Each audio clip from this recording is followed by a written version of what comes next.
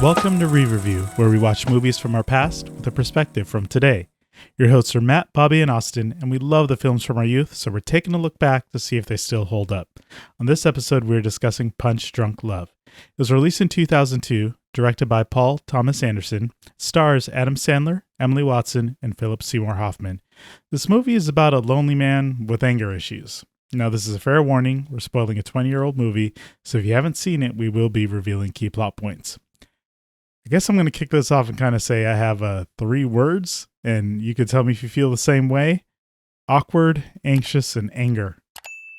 This movie kind of hit some stuff that I didn't quite remember, and knowing that it came out 2 years before Eternal Sunshine of the Spotless Mind, one of the things that I keyed in on is that John Brion did the music for this film, and there's these moments where I feel like I hear the stuff that I really loved about Eternal Sunshine of the Spotless Mind, but then also these moments that I think feed into the awkwardness for me, where the music is so disjointed on top of the scenes, and you guys will probably get deep into what's happening visually, but Adam Sandler's character, just from the get-go, his movements, and I'm sure this is him being an excellent actor doing this, but man, did I ever feel just totally off base with him in a weird way. Like, I never sat in with what he was presenting to me because I was just like, wait, is he ever going to not do this? Which I guess is a good thing. So that awkwardness really, really was just there nonstop for me in a way that as the scenes played out, I could never really let go of it as he dealt with everyone in his life. Yeah, that was, I had a hard time from the get-go. I had a hard time getting a pulse on his character. And I don't think I really understood the direction they were going with him or what made him tick until it was the family scene.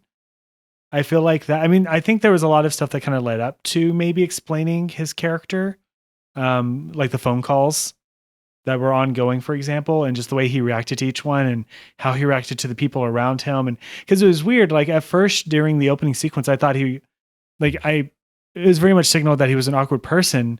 But then when he was talking to the customer, he didn't seem that awkward during that moment. Yeah, that's a really good point. Yeah. And I guess it's just, he's the type of person, or he's supposed to represent the type of person that when it's within a comfort zone, he's perfectly fine. But whenever it goes outside that, that's where he starts kind of losing control, both in the sense of his anger, which obviously does happen quite a bit, but also just being able to maintain the facade of a quote unquote normal person. It was kind of I think that in that sense, the pairing of Paul T. Anderson and Adam Sandler, I think worked well, especially with the cinematography. It conveyed that uncomfortableness fairly well. But I felt it the whole time. Like I never got release, you know? I can agree with that. I think that to me, it wasn't until the fight that occurred that I feel like it started kind of normalizing a little bit. We could get into that part, but Bobby, did you like the character that was Barry Egan? Were you here for Barry? It was tough because, like you said, he was pretty awkward and uncomfortable, and I did have this sense of being uncomfortable a lot of the time, and so yeah, that was a bit difficult, but I actually did kind of have a little bit of release and relief when he had his super anger moments, because I kind of thought they were a little bit funny, even though, like, yes, it's very bombastic and over the top and awkward, but I mean, I thought, okay, like, I don't know, maybe I could relate to this. I've felt like this in my head, but never actually done any of these kinds of things. But so you have not beat up a bathroom is what you're trying to say, single-handedly. Correct. Okay. Correct. I'm glad that little pause that was in there that no one else caught. I was like, wait a second. I was going to make a potty joke, but I thought better of it. I was going to say, tell us about your anger things. I mean, that's where I felt balanced, because I guess this was him doing a very good job, like noticing the sort of semi-nervous tics that he had on display to kind of really emphasize how awkward the character was. It was almost to the point where it was grating for me. And I do genuinely remember liking this film, and seeing it now, kind of going, man, this character is just really, really hard for me to sit here and root for, and especially because of, well, we'll get to this in the second part. I want to talk about like the anxious nature of it, where I felt like from scene to scene, and especially how they were showing us all the information, I was kind of being led on like what's going to happen next, and I never really, again with the awkwardness, but even by the end didn't feel that sense of resolution, because I think, we saw these just very interesting, and I'm the one using the word, look at the way the movie presents itself, especially with the, what would you call it, the fade in and out using the weird psychedelic colors. Like, what was going on there? Yeah, they kind of reminded me of like 60s and sometimes even 80s, like intros and like opening credits and like some of the like almost like Sal Bass kind of things from the 60s. Like, it just reminded me of like a bygone era of cinema, almost like a mini intermission. Yeah, like you would almost expected it to have like a little musical cue and say, "We'll be right back" or something. Right. And then I also thought it was interesting in the very beginning how they didn't have any credits, when usually that kind of thing would have been on credits. So the emphasis was more on the abstract lights and art and whatever it was, like kind of like an emotion, trying to get an emotion out of what you were seeing instead of giving other information there. I mean, at the core for me, and I remember this is what I liked about it, and this is something that I definitely enjoy. This is the idea of broken people. Even broken people can find love, right? But Barry is so broken, and the anger portion, I think I was more forgiving in my youth, because right now I'm like, get away from this dude. He is one step away from going straight to prison, because he is out of his mind. For sure. But one thing I really did like about this that I don't see very often in other movies is how honest he was about everything that he did, right? Like, some sane people would never say the kinds of things that he did. Like, for example, at the very end, when he was apologizing to her about bailing on her, spoiler, at the hospital, he said, he completely laid it out for her super quick and said, "Hey, look, here's what just happened. Like, I was just attacked by criminal sex phone people, and, I attacked them, and, I can't let them hurt you, and everything's good." And I found that honesty like very, very fresh and refreshing, because I feel like in a lot of movies, like, and true to real life, like, no one would ever, like, people would try to never be honest about like calling the sex line and that kind of thing. And, he even said like, "Oh, I beat up the bathroom and I destroyed the bathroom." So he's comfortable with this. And it's like, he comes from a place of honesty, and I liked that. But he has no support, right? So that's where I understand the anger buildup, but it's to the point where it's so extreme that we have this penultimate scene where he, we're going in reverse here, but he makes all this effort to go see Emily Watson's character, Lena, in Hawaii. They get their intimate moment, and their pillow talk was terrifying. I was uncomfortable the entire time, where she started okay, then he says he wants to bash her face in because she is so pretty. And then she proceeds to say she wants to like eat his face. His cheek or something. That part of it was, it's funny because I feel like that was the one sequence, excluding the pillow talk, that started kind of feeling like an Adam Sandler movie a little bit. Like that whole chasing a girl down to Hawaii, that felt like the 90s, 2000s Adam Sandler movie, romantic comedy. That's like something, if I was describing 50 First Dates, like, oh yeah, that's probably definitely a scene in 50 First Dates. But yeah, I think that kind of also played into, I feel like Lena's character was kind of underwritten, to be honest.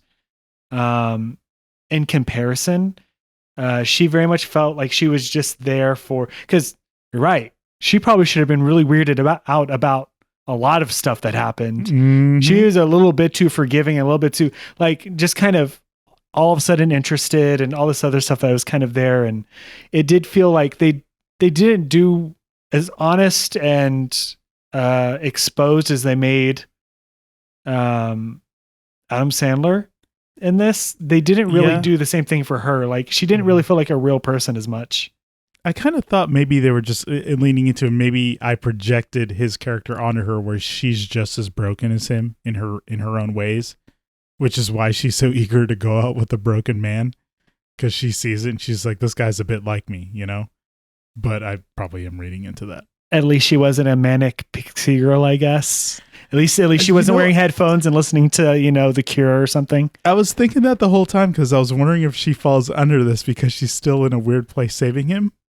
I was actually thinking the same thing too. Like, what is her actual stereotype? What does she fit under? I'm pretty sure there's a term for it. Definitely it's borderline. I feel like it's like right there. If it crosses, I wouldn't be surprised, but it is definitely right there as far as her categorization, I guess, in that. I feel like there's definitely somebody's made a list of these female characters, I'm sure, that categorizes what they fall into, I think. Well, so his relationship with women in the film is very distinct, right? He's a brother to how many sisters was it? 7. Yeah. And 7? they seem like they're all very overbearing and all very like obsessed with his schedule and what he's doing at all times. Yeah, we didn't really know where he fits into the age bracket with his sisters, but it definitely seems like I guess he's the baby boy, potentially.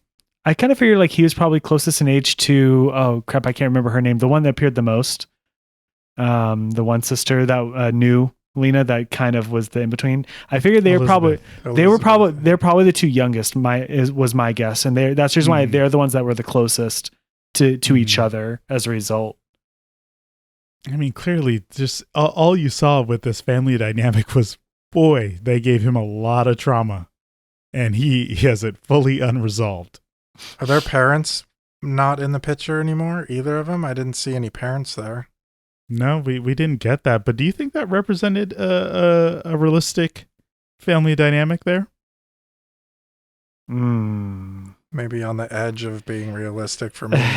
I mean, so that's what I was looking for. That's what I was wondering. Like, did you see anything that seemed realistic? I don't have that many siblings, so I don't know if a world like that can exist. Like where there's such an element of viciousness to what was presented with that family dynamic to me that I was just like, no wonder he's this way. Yeah, that seemed a bit much, but some of the stuff that seemed more realistic to me was just the whole chaoticness of that scene at the dinner table where they're basically just all talking at the same time, and then he comes in and like 5 people get up to introduce themselves and like shake his hand all at the same time, and it just seemed like a lot going on and a place for someone to explode who's vulnerable to that kind of thing. And then on top of it, he asks a guy in confidence if he can share something with him privately, and then his sister just destroys that confidence and says, hey, like, you had a private conversation with her husband or whoever the guy was. When, I mean, sure, like, he could say to his wife or whatever their relationship is that they had this conversation, but to her to then share it with him was breaking a boundary in my mind. And that seems like his whole life was presented around just nothing but broken boundaries that he just let lie. I guess one thing we could consider a broken boundary in a sorts, and coming back to Lena's character here. So she was a plant, but she brought the car on her own volition to meet him early, right? Did she? I was confused by that. Like, was her going up to him? It seemed like she knew him. It's before, like. Well, that was the whole thing. Was like she knew of him, right? That was my impression, was that she had known of him and went and did that whole car thing as an excuse to meet him and come back. And maybe even judge his character to see if he was trustworthy to give the keys to, I guess. That's what I was wondering, yeah. Like, see, like, what is he going to do with the keys? Like, is he trustworthy at least with the keys? Like a test kind of thing, maybe. If someone pulled that on you, what would you do? If you found out afterwards? Yeah, because here's the thing. She shows up with his sister. Oh, this is my coworker I was telling you about. I'd be like, what? Yeah, I'd be like, well, that's really weird. You came here because you needed to get your perfectly working car serviced? Like, what? What's going on?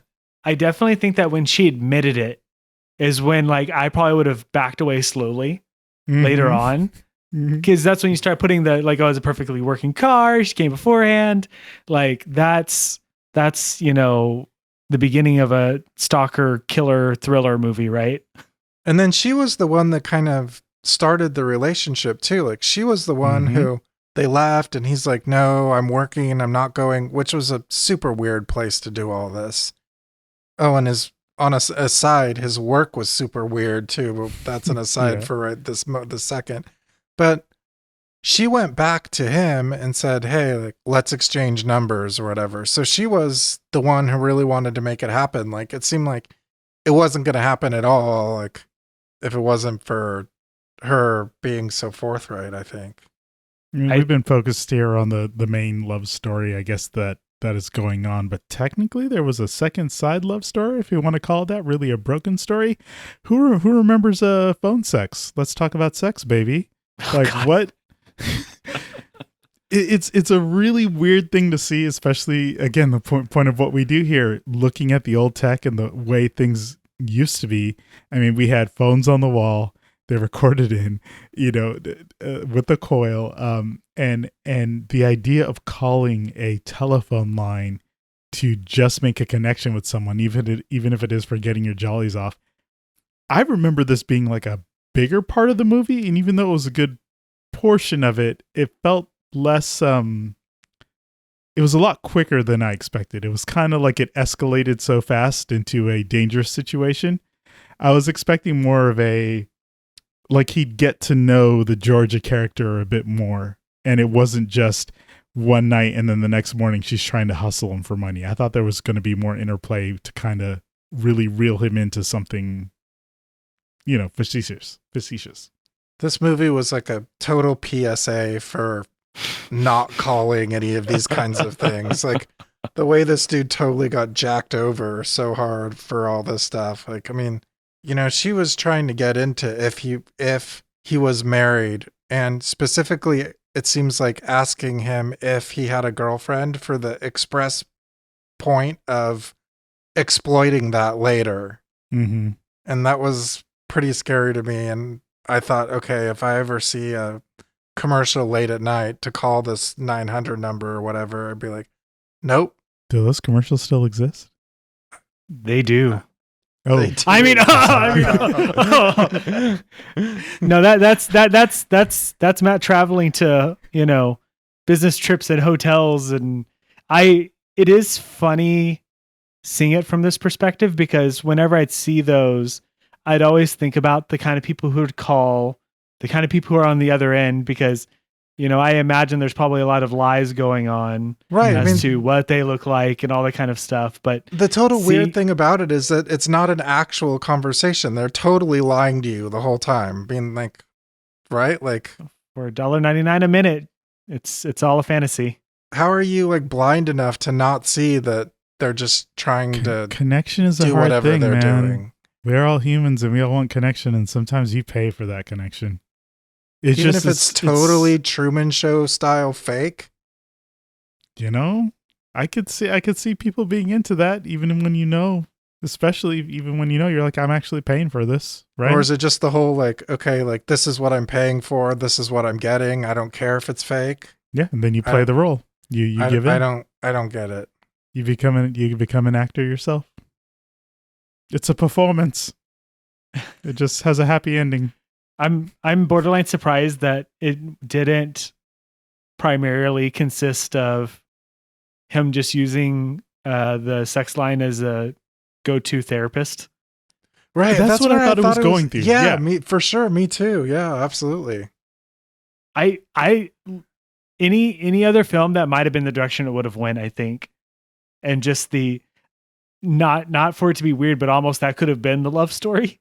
at that point, where like, you know, made a human connection. Because I think that's not too uncommon in a lot of movies, the idea of the disconnected main character making connections.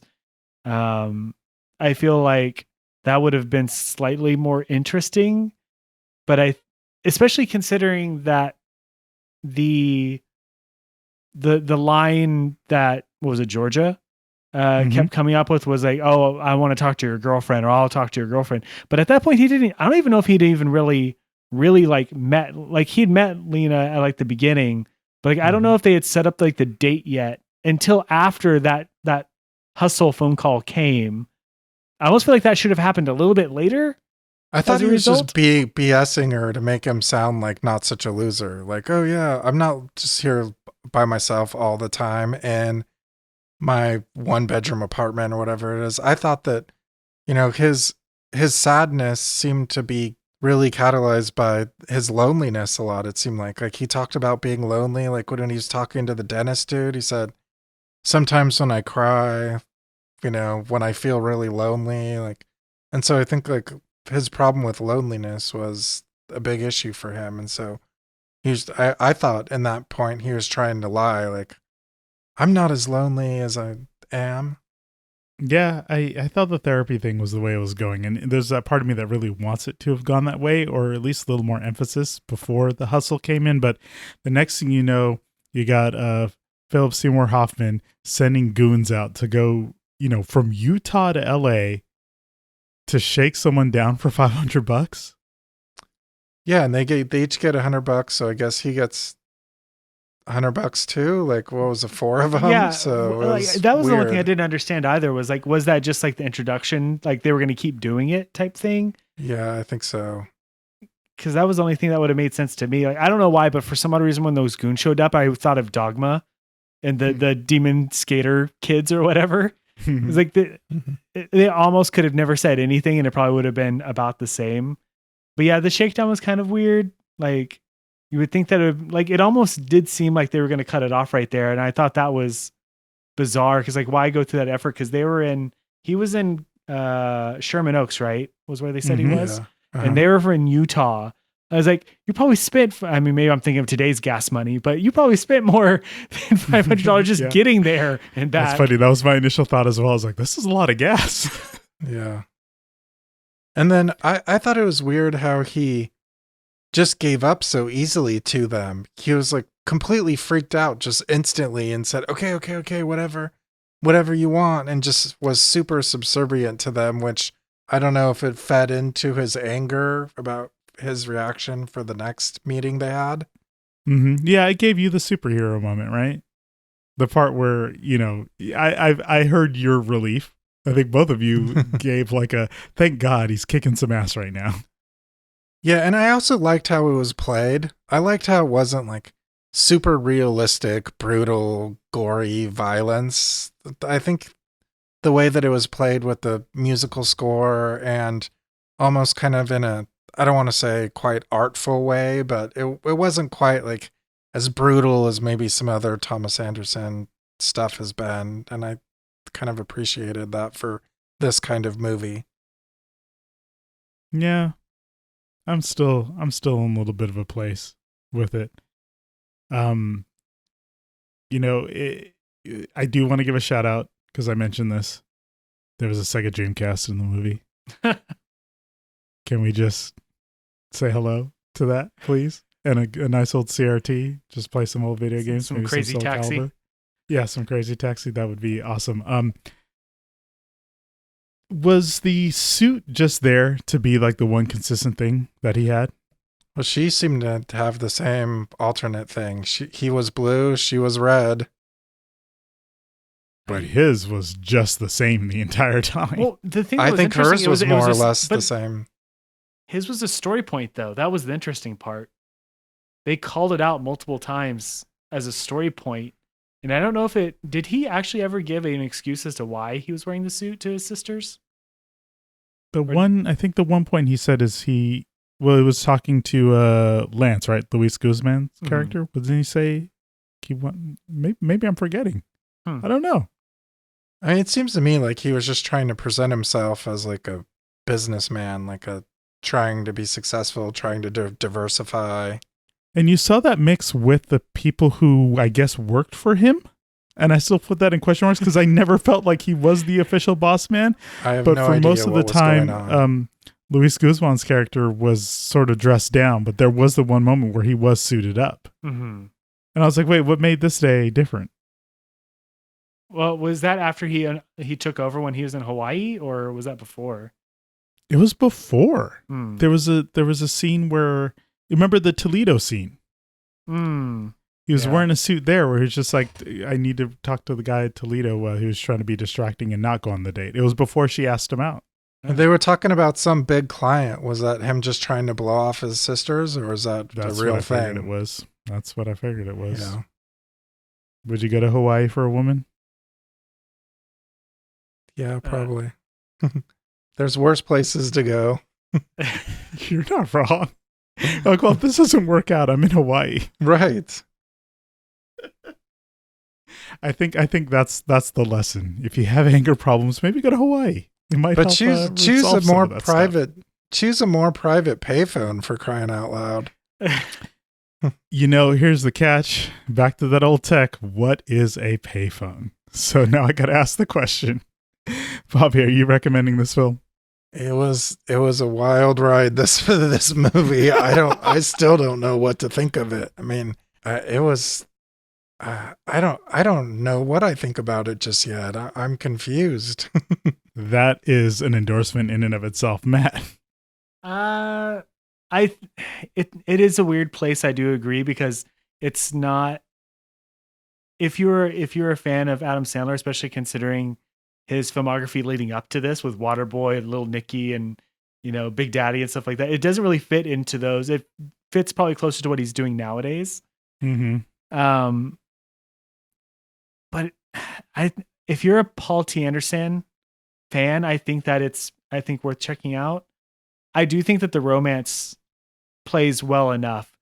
Creepy stalker murder face bashing stuff aside, I think that it plays well enough for a romantic movie.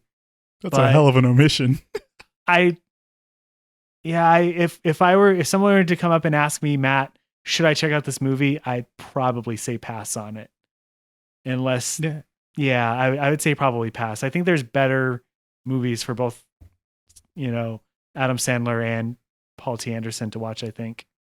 Yeah, I definitely, for me, is sort of, if you're trying to hit that broken people falling in love vibe, just go 2 years into the future, 2004, and watch Eternal Sunshine of the Spotless Mind. You get John Brion music. I think it's much, much better done, and you get the feels in a much greater way. If you haven't seen it, though, I mean, go take out the popcorn, maybe grab a shot, and you'll get just some weird vibes as you watch the entire thing. As always, thank you for listening, and remember, you can go to places in the world with pudding.